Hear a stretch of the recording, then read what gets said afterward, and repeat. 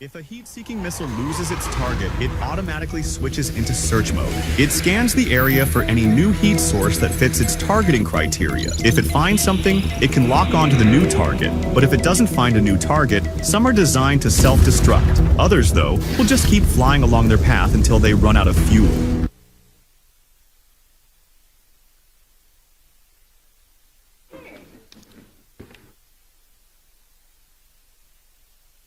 Remember that last song you just sang? What were the words? I allow.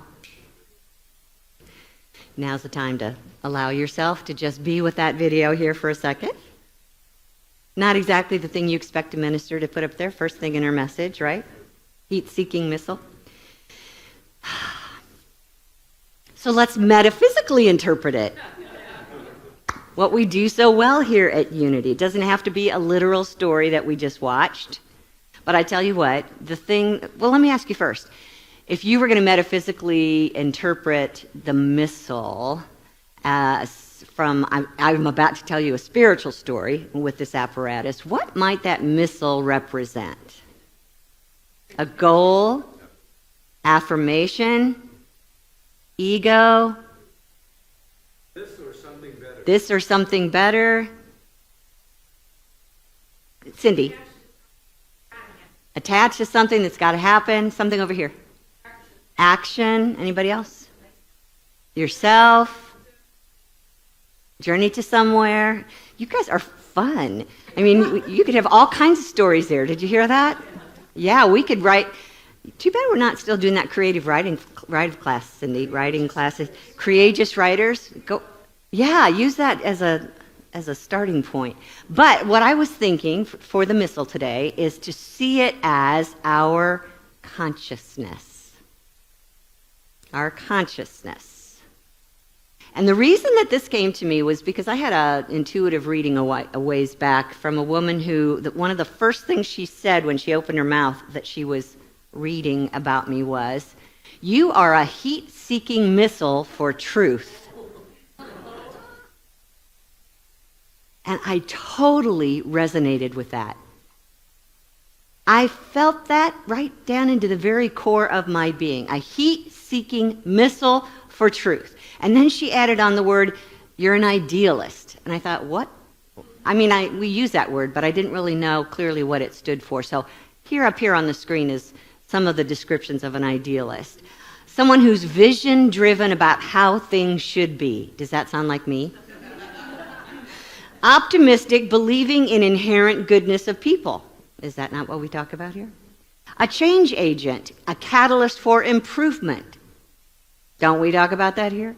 Creative, looking for high-level solutions. So this heat-seeking missile of consciousness in me is seeking to be an idealist. I totally resonated with that. It fits perfectly with my purpose as I see it. Then I thought about how my name, Catherine, on my birth certificate actually means pure or clear. And I associated that with what Jesus said, "Blessed are the pure in heart, for they shall see God." This is just like tying together so beautifully as to what I'd like to think my purpose is. And I love what I do. And I love to be able to use my consciousness like a heat-seeking missile for truth, where no matter what I'm seeing in front of me, I am targeted towards that which is of God. Yeah. Now, if you noticed in that video that we just saw, sometimes it gets off target, doesn't it? The missile, our consciousness, gets off track.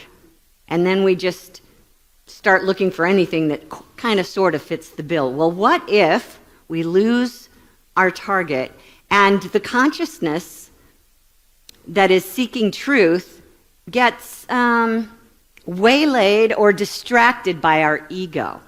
I don't know if you noticed or not, but in one case, the hunted, so to speak, in that video is distracting the missile with a flare. And that's kind of what our ego does. Because it feels threatened anytime that we do set our consciousness and target God, it feels threatened. It thinks it knows best. The human in us wants to dominate. It wants to control. And so it will distract in any way, shape, or form as it can. And it gets more focused on what's in the way. What's the problem? What's broken? Who's doing things wrong? What can I focus on that needs to be fixed or removed? So that's not necessarily heading off in the same direction as spirit. And the problem with that is if we do head off in what's wrong in that direction, then we're becoming what's wrong because that's the way the law works, yes? What we focus on expands in our life. So what I want us to do today is make a shift and put our consciousness in charge of seeing divine life and searching and seeking for divine life. Have you ever noticed your dominant set point? This can be looked at from a bunch of different ways, I think. But when I recognize every one of you in this room, you all have your own personality. And depending on what day it is, your personality can change, right? Would you agree with that? That some days you're like kind and generous and some days you're just rage? Yeah. So I don't know why, I don't know if this is right or wrong, but what comes to me is that in almost all of us, I think there's kind of two low-level, sitting in the background attitudes about life that we are, one way or the other. And the first one is the victim, and the second one is the judge. So the victim says, I look at life and I say, they're all out to get me. They're against me, they're resisting me. And then the other attitude is what I call the judge. And the judge is the one that says, they don't know what they're doing. And I'm against that. And I'm resisting that. So it's almost like you're being resisted as a victim. That's how you see it anyway. Or we see it as they need to be resisted because they're doing it wrong. Just check in and see if either one of those fit. At least part of your experience in life. Victim or judge? Am I a victim or a judge? So we'll go back to the victim here for a minute. If we see that they're resisting us, then the kinds of thoughts that are going to come up with that is, that we worry about what they'll do to us, or we fear the outer circumstances. We blame everyone else for our own helplessness or hopelessness. And there's a sense of unworthiness, like I'm not good enough to be able to get past this. There may be a little bit of self-pity going on. If we're the judge in any given moment, then we're just out to control everything. We just want to make sure it's going our way. And if it's not, then we get angry, we get focused, we get self-focused, we feel impatient with how everyone else is doing it. A lot of criticism going on from the judge, which creates a lot of stress, energy in our being, and it also feels like overwhelm. And our low-level emotion is probably insecurity if we're the judge. We have to make sure everything is okay so I can be okay. Does that sound familiar? All right. So the thing about this is that the ego thinks all of those behaviors, those thoughts, and those feelings, and those beliefs are actually going to get us to our target. So we do that in order to get where we want to be.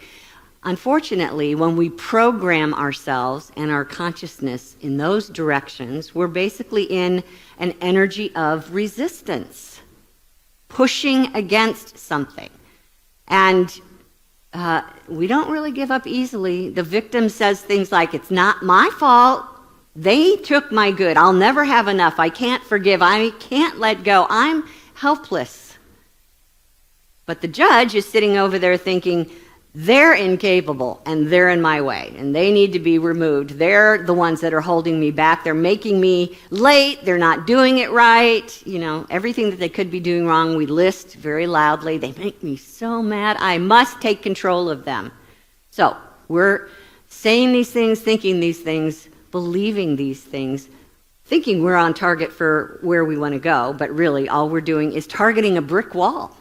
Like banging your head against a brick wall when that's our focus.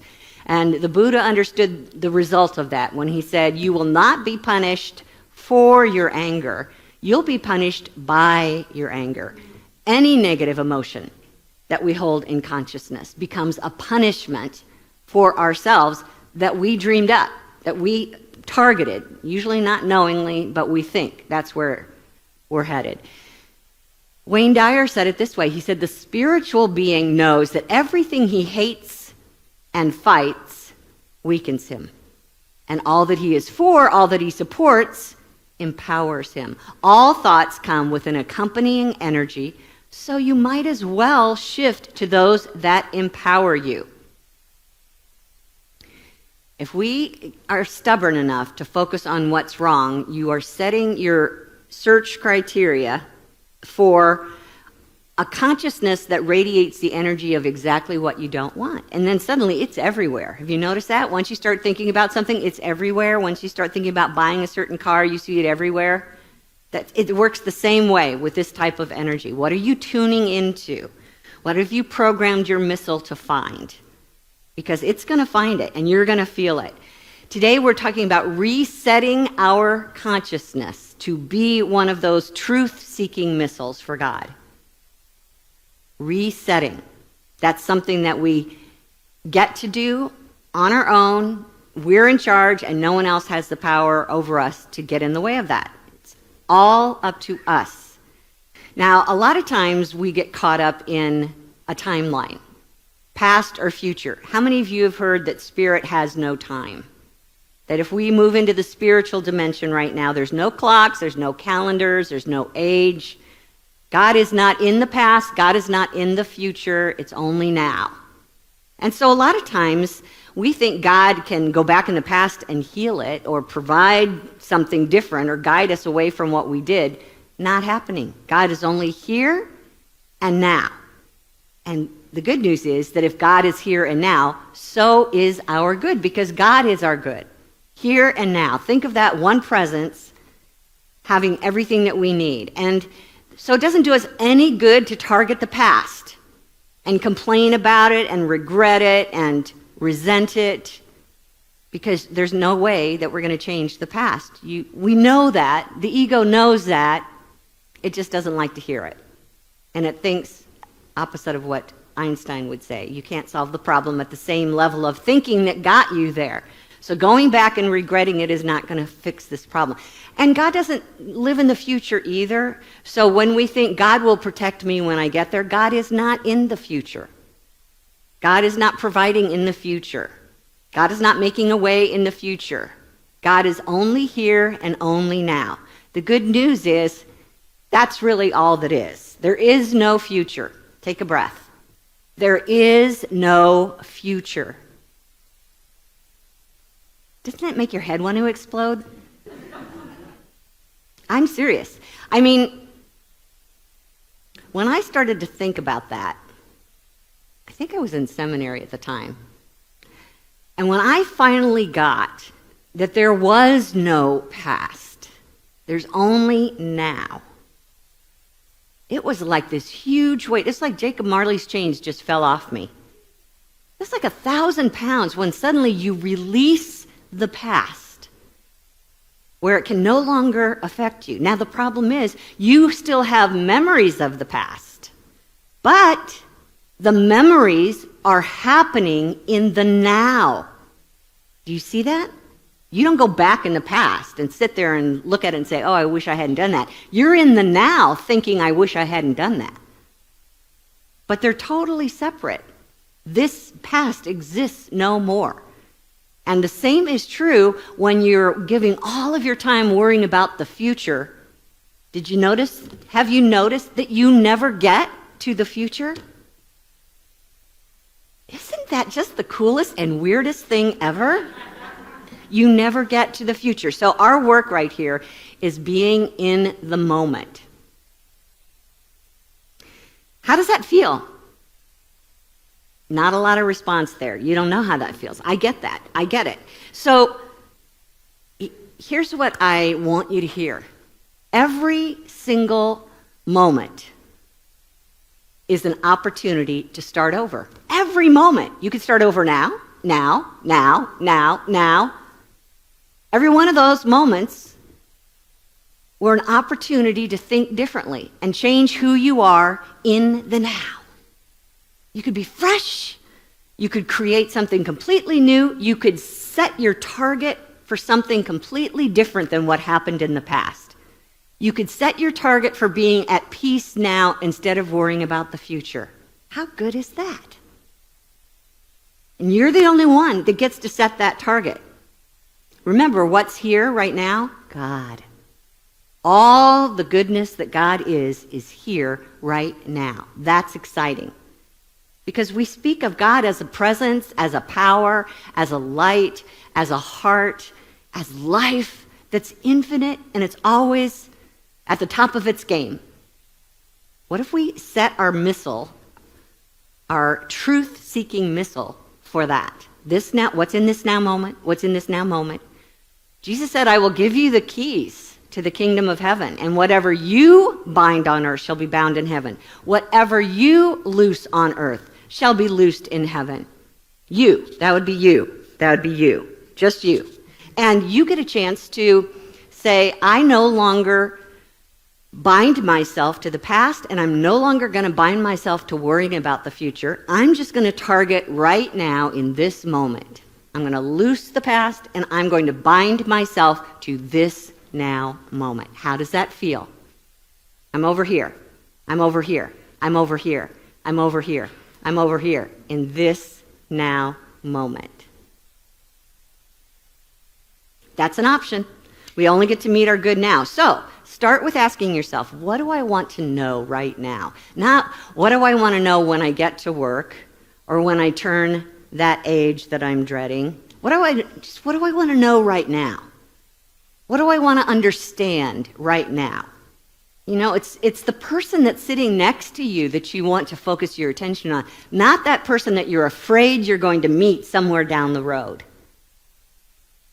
What do I want to understand on what's happening right now? You know why you want to be right now in this? Is because this is where the power is. This is where the creativity is available to us. This is where our guidance comes from. God is not focusing on your future and not sitting out there waiting for you later. Later never comes. Just see right here in this moment what's available to me and what do I need right now. And I always start with seek first the kingdom, as Jesus told us. So we're targeting ourselves in that direction that can provide all of our good. But Kitty, what if the way that I want to go in the now moment someone else disagrees with? Let them. Who here has ever heard of Mel Robbins? Okay.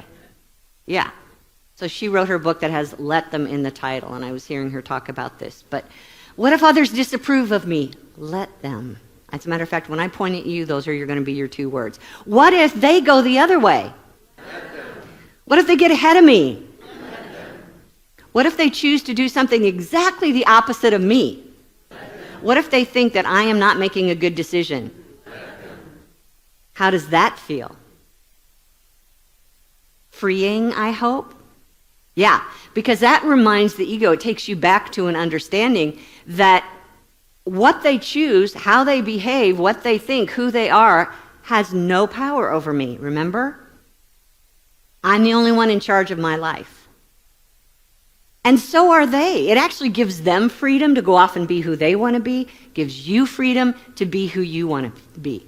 So, do I want to resist, which will deplete me, or do I want to move into non-resistance, which empowers me?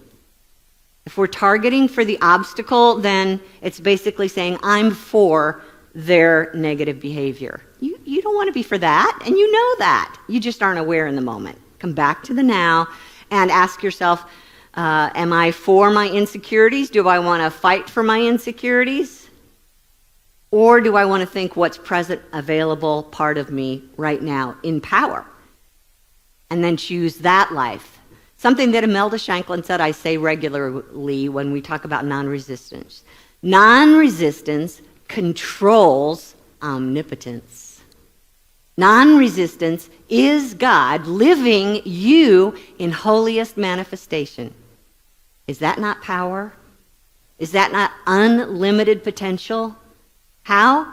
Non-resistance. It's remembering to just open up your heart to come here in this now moment and say, what is God and how does God want to be in me? What's available as a spirit?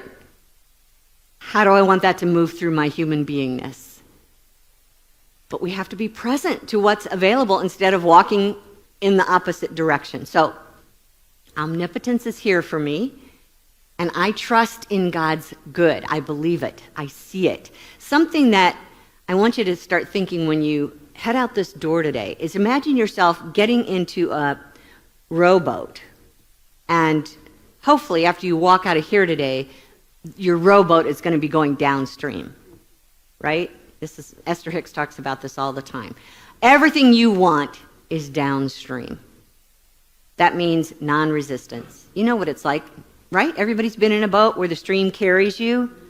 Yeah, and your good is down there. Well, technically your good is right there in the boat with you, but sometimes it takes us getting downstream to realize that. Okay, so that's good. But if you find yourself doing something from impatience or out of anger or a need to control, or you're in a state of confusion, now you're paddling upstream. You're going against the flow. You're in resistance, and you feel it. How many of you can say, I know when I'm going upstream? Okay, most of us can know, and if you're not sure, just get quiet and ask Spirit, am I going against the current?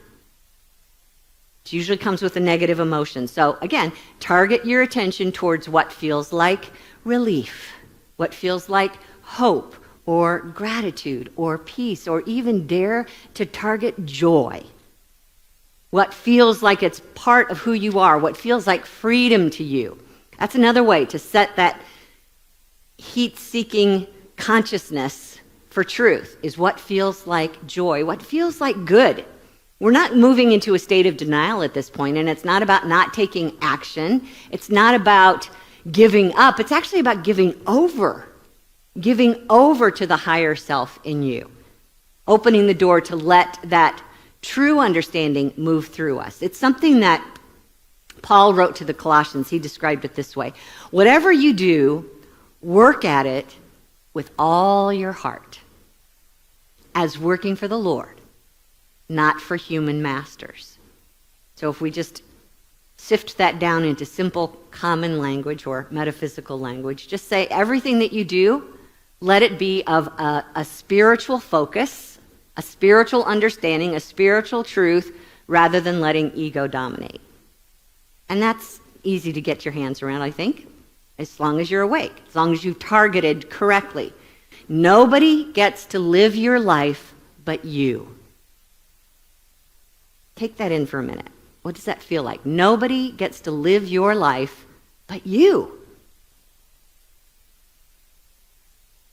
Hopefully that brings a sense of freedom and responsibility to take a moment, to be in the moment, and ask yourself, all right, so how am I targeting God in this moment? How am I allowing my higher self to express in this moment? What is the good that I'm seeking? Everything that you live in life is always going to be between just you and God. That should be freeing. No one else has the power to undo your life, because there's only one power, and it loves you, and it's working for you. There's only one mind, and you're literally inside the mind of God right now. So it's not like you need to go anywhere to get your guidance. That presence, that power, that life, that love, you're inside of that right now, and it's always for you. And interestingly, it can be for you and for everybody else at the same time, because there's always enough. You know, I'm going to step out and just make this up as I go along here. Today's a Super Bowl game, right? And there's probably a few people that are voting one way or the other, right?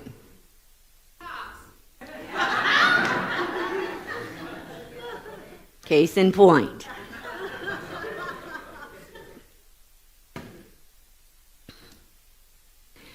So what determines who wins? When I'm guessing roughly 50-50 of the people in attendance want opposite results. Would you agree? Yeah. Not mentioning all the people that are watching on television. Do they still watch TV? Yeah, okay. So you have this option. Where do you go? Think about setting your truth-seeking missile towards the highest good, because that's what God is, right? I don't want to take the fun out of football. So I'll try and do this without taking the fun out of it. Let me see if I can do this. Okay, how can I do this? Some people watch football for fun. And some people watch football as if their life depended on it. Yes? So, who do you think is going to have the best time? 50% who don't win, but watched it as if their life depended on it. What's going to happen to them? They're going to be miserable, devastated. Yeah. So, what if they recalibrate, and instead of making the results of the game the meaning of life, what if they went to that game or watched it on TV, and if their team loses, then it's kind of late. What we want you to do is to be in the game, in the now moment. Am I having fun now? Was that play cool? Did I have fun in that moment? What's happening right now? Just keep saying, what's happening right now? Here's the thing. Oh my gosh, here's the thing. You can literally sit there and watch this game and not have any fun and then have your team win. But you were so focused on that last score. I know how many of you bought a football square out there. You're just focused on those last numbers, or every quarter has numbers. So are you really enjoying life in the moment? Is there joy there from play to play to play? Or is it all about waiting until they blow the whistle and somebody gets a trophy? Do you see how much of life we're missing because we live that way? Yeah. We're either fearing what's coming up in the future, or we feel like everything that we've done up to this point has totally screwed our life for the rest of the time. Or we could just be present in this moment and say, what's happening right now, and how can I be as alive and as connected with my higher self as I possibly can be? And if you want to know how to do that, just keep looking for what feels good. That's not very hard, right? Wouldn't you want to do that? To look for what feels good?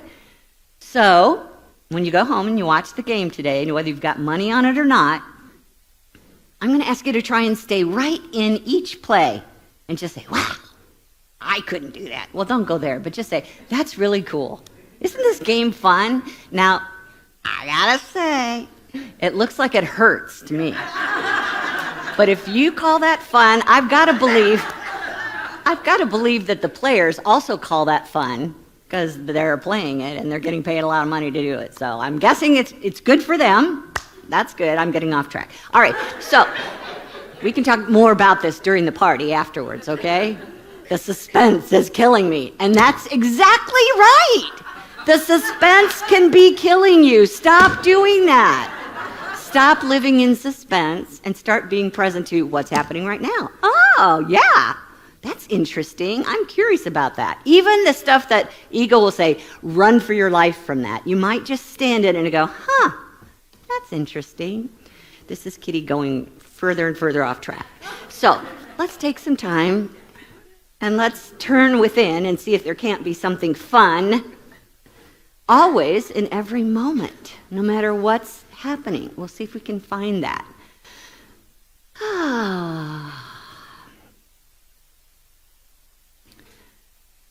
Excuse me.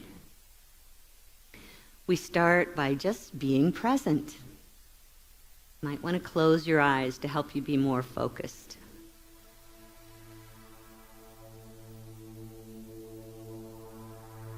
Notice the chair that you're sitting on.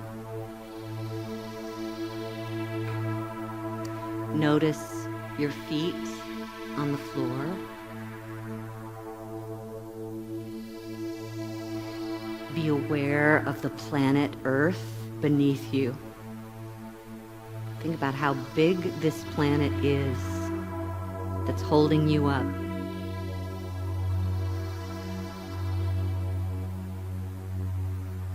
Feel its solidness, its support.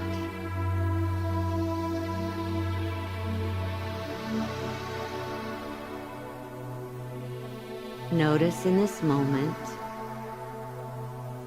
the room around you.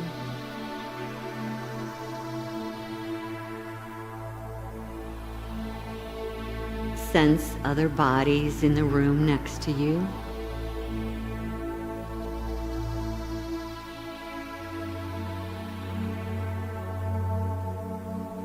Sense other minds focusing on this from other places through the internet.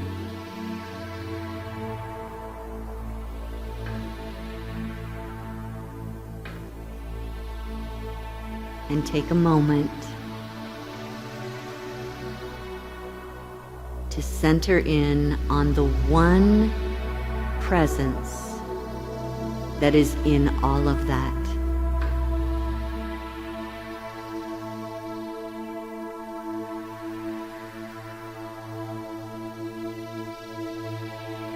The presence of spirit, of source, of creator is right here in the midst of this.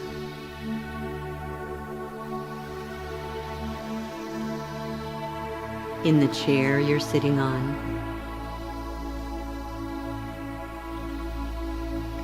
In the body that you're at home in.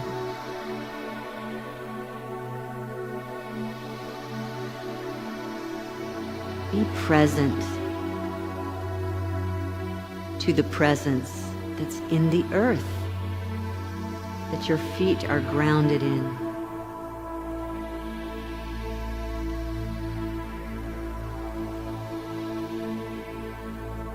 Sense that presence in the people sitting next to you and watching online.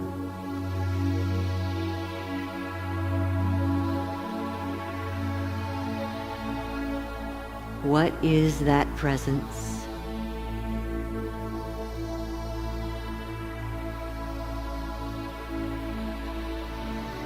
What is the good of that presence that's here now?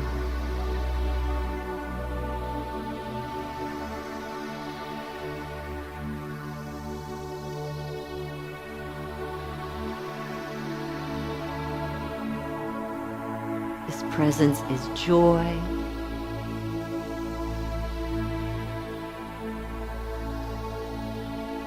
This presence is the very life of our bodies.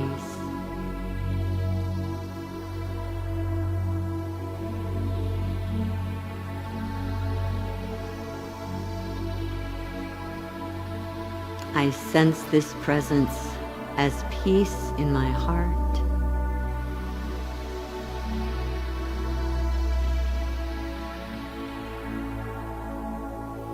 As the mind that guides all the questions I have to answers.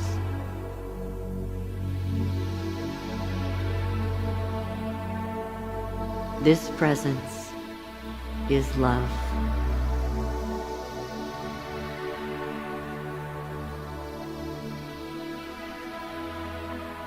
This presence is love.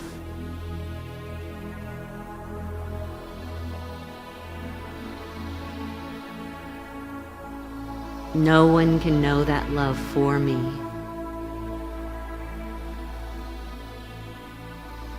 In this now moment, I choose to know love.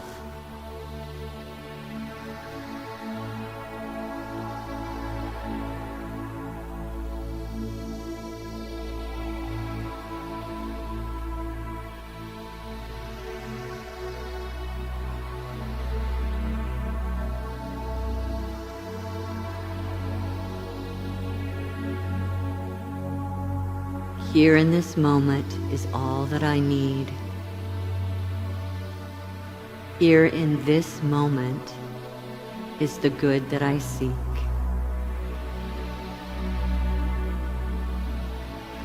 Here in this moment is the fullness, the unlimited God the good. And all is well. This is the truth of my being. Now. Now. Right now. And so it is. Amen.